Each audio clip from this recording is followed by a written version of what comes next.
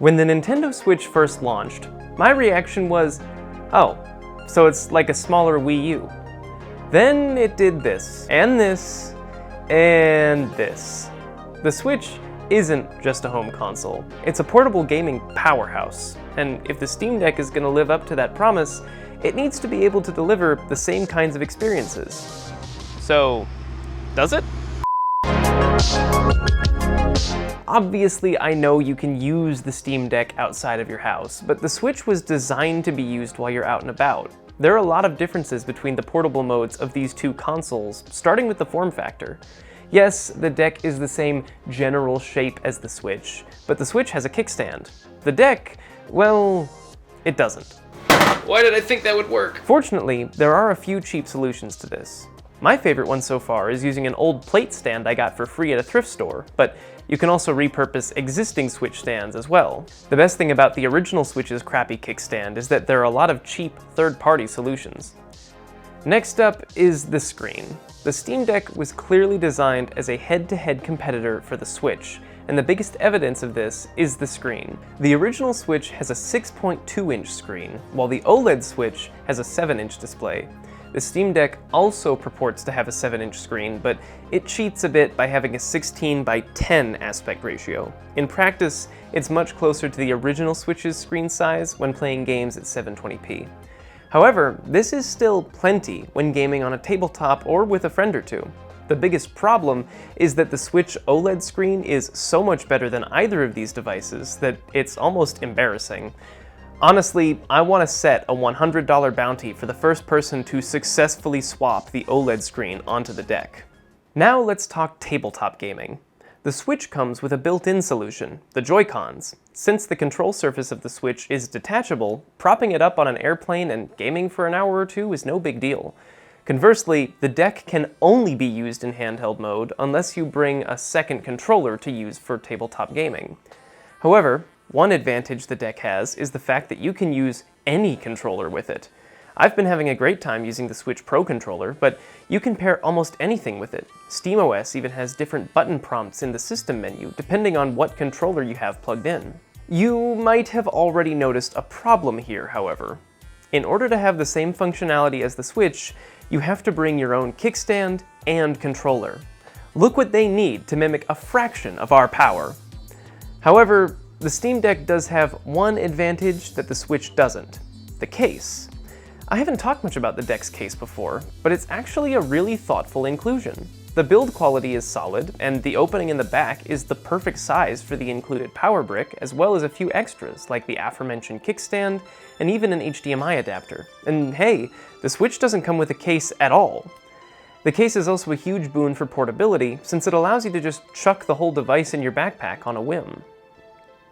Another big plus for portability is the wireless connectivity. I'm not sure what the deal is here, but Windows Bluetooth could learn a huge lesson from how Valve has handled their Bluetooth drivers.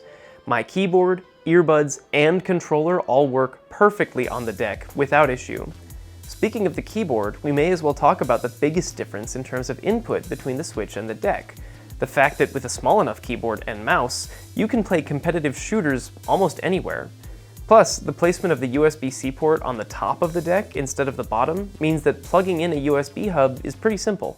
Also, since I mentioned my earbuds, I guess we can talk about audio now too.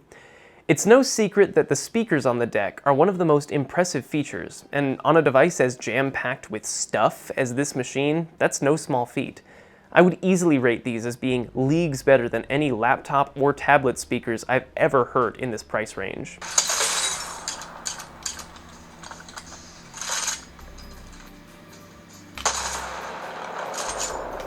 When you're out and about though, that might not be such a desirable trait.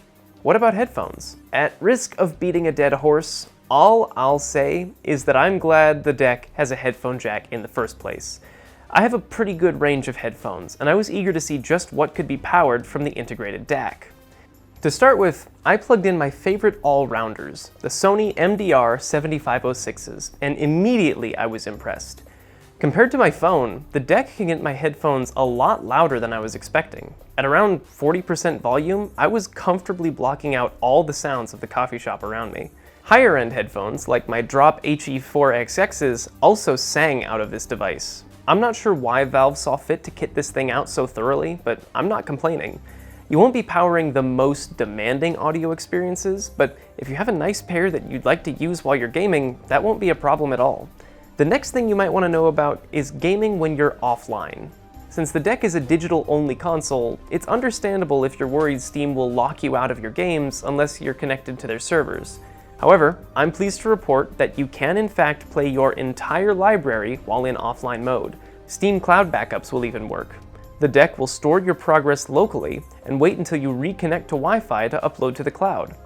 Games with built-in DRM won't work, but the deck won't stop you from accessing the rest of your library as long as it's installed locally. Now, for as small as the Steam Deck is, it's worth noting that it's not exactly a tiny device. Its footprint on a given table is easily twice that of the Switch, mostly because the controls aren't detachable. Additionally, it gets loud. A recent software update added fan curves which you can define to try and keep the noise to a minimum, but you won't exactly be playing this thing in a church without someone noticing.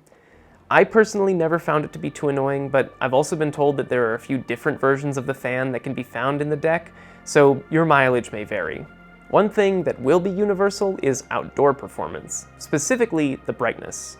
The screen on the deck is simply too dim to use on a sunny day, which is pretty unfortunate. It's not like the Switch fares any better, but it would have been a fun differentiator between the two. It is worth noting, by the way, that I am using an anti-glare coating, and you can check out my video on DIY Steam Deck upgrades if you want to see that process. The Steam Deck was designed to be a handheld gaming device first, and it shows. From the fixed controllers to the lack of a kickstand, this device was primarily meant to be played in your hands. However, that doesn't mean you can't use it on the go or at a bar, it just means you have to find the solution that works best for you. Plus, the incredible Bluetooth and USB connectivity means that this device is almost always going to be able to accommodate whatever peripherals you want to use. Compared to a lot of previous attempts by first and third parties to make portable gaming consoles, the Steam Deck straddles the line in discord and rhyme rather expertly. That is a lyric from Hungry Like the Wolf by Duran Duran. I continue to be impressed by the deck, and going forward I plan on pushing this thing to its absolute limits. Make sure to watch my previous videos and get subscribed so you don't miss my next one. Thanks for watching. Arch? Arch, can you explain this to me? He's not a star.